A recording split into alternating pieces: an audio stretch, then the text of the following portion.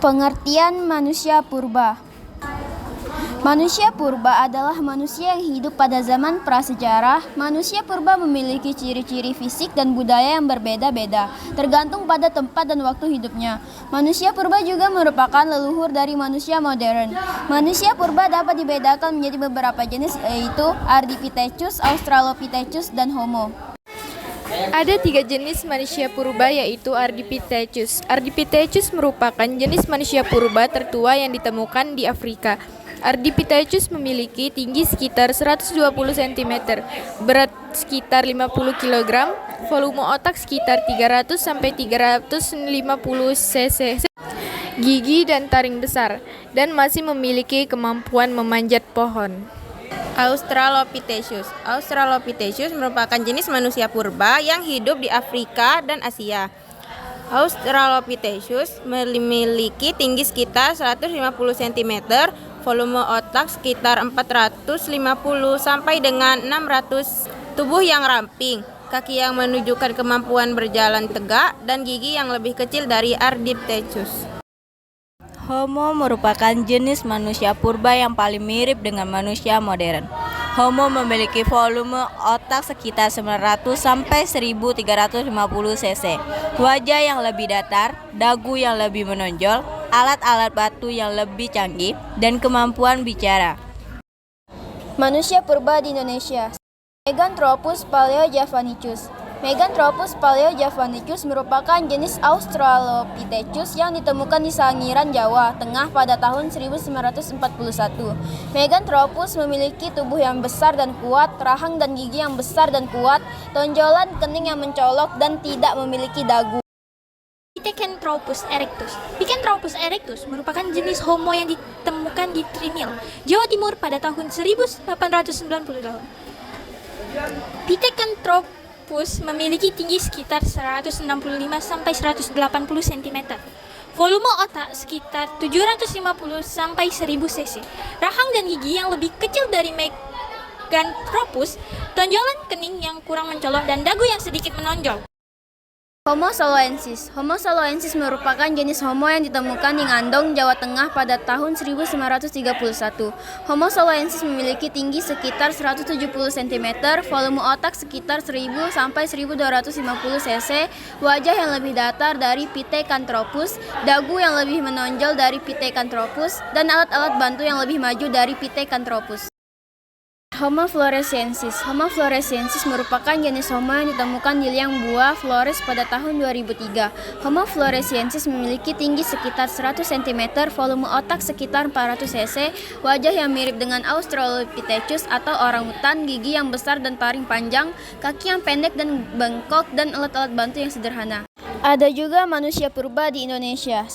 Homo habilis. Homo habilis merupakan jenis Homo yang ditemukan di Afrika Timur pada tahun 1960. Homo habilis memiliki tinggi sekitar 130 cm, volume otak sekitar 600 sampai 700 cc, wajah yang lebih datar dari Australopithecus, gigi yang lebih kecil dari Australopithecus, dan alat-alat bantu yang sederhana. Homo erectus. Homo erectus merupakan jenis Homo yang ditemukan di Afrika, Asia, dan Eropa. Homo erectus memiliki tinggi sekitar 170 cm, volume otak sekitar 900 sampai 1200 cc, wajah yang lebih datar dari Homo habilis, dagu yang sedikit menonjol, alis yang tebal, dan alat-alat bantu yang canggih dari Homo habilis.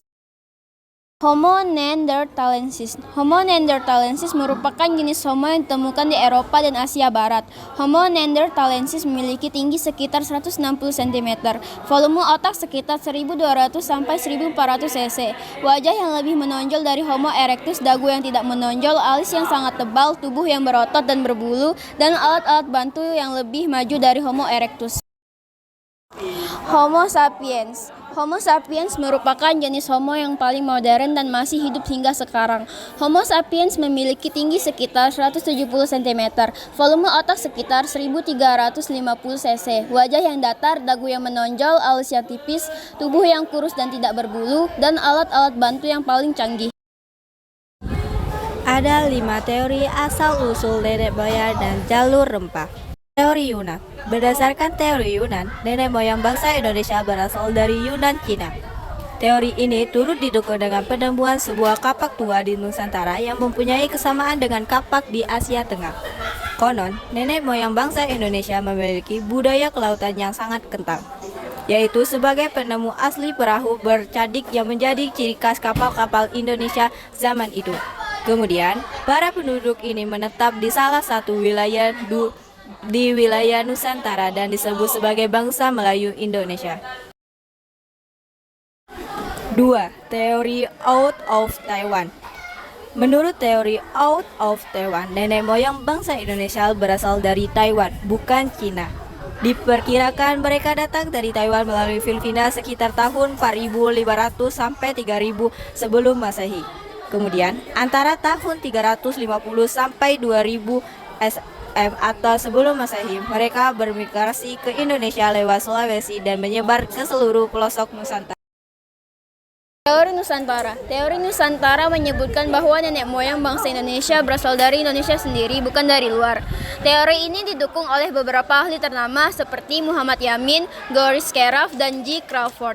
Teori ini mengatakan bahwa bangsa Melayu merupakan bangsa dengan peradaban tinggi. Selain itu, ada pula kemungkinan orang Melayu merupakan keturunan dari Homo saulensis dan Homo wajakenis. Teori out of Africa. Teori out of Africa. Menurut teori out of Africa, nenek moyang bangsa Indonesia berasal dari Afrika. Teori ini menyatakan salah satu jenis manusia purba, yaitu Homo sapiens, adalah spesies manusia modern yang merupakan nenek moyang bangsa Indonesia. Homo sapiens diperkirakan muncul sejak 1200 tahun yang lalu.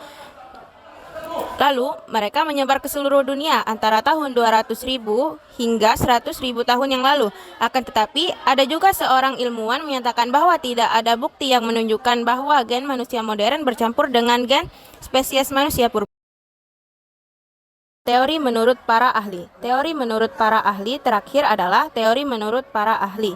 Ada 6 ahli yang mengemukan teori masing-masing mengenai asal-usul nenek moyang bangsa Indonesia. Mereka adalah Dr. Muhammad Ali berpendapat bahwa bangsa Indonesia berasal dari daerah Mongol. Profesor Haji Krom meyakini bangsa Indonesia berasal dari daerah Cina Tengah. Profesor Muhammad Yamin, nenek moyang bangsa Indonesia berasal dari Indonesia. Von Hensing Gelder mengemukan bangsa Indonesia berasal dari Champa, Chonci, Cina, dan Kamboja.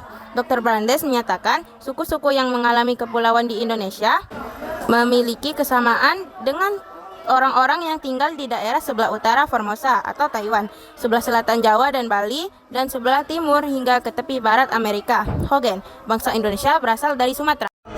Jalur rempah. Jalur rempah ialah jalur yang menghubungkan antara bagian barat dan timur yang melintas wilayah Nusantara Indonesia yang memiliki berbagai macam rempah-rempah. Sejak 45.000 tahun yang lalu, Nusantara mengalami kemajuan dengan adanya pelayaran maritim dunia yang berdampak pada budaya, agama, ekonomi. Karena Indonesia menjadi titik nol dari semua tata niaga Nusantara memiliki beragam komoditas, utama yang diperjualbelikan seperti lada, merica, kayu manis, cengkih, dan pala.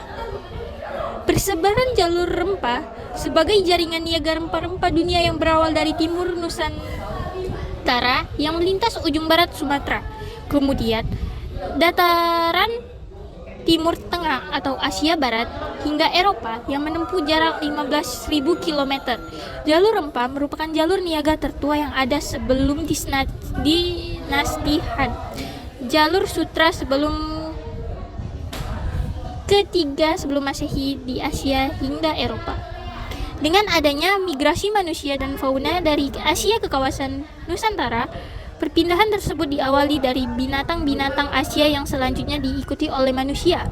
Berdasarkan hasil penelitian yang terjadi pada kala Pleistosen, ditemukannya situs paleontologi tertua di daerah Bumiayu yang terletak di sebelah selatan Tegal, Jawa Tengah, dan Rancah di sebelah timur Ciamis, Jawa Barat, yaitu Mastodon bumiayensis, spesies gajah, dan Rhinoceros sandaicus, spesies badak, merupakan bukti bahwa terjadi migrasi dari Asia ke Indonesia. Proses migrasi yang terjadi pada masa Pleistosen inilah yang menyebabkan wilayah Indonesia mulai dihuni oleh manusia.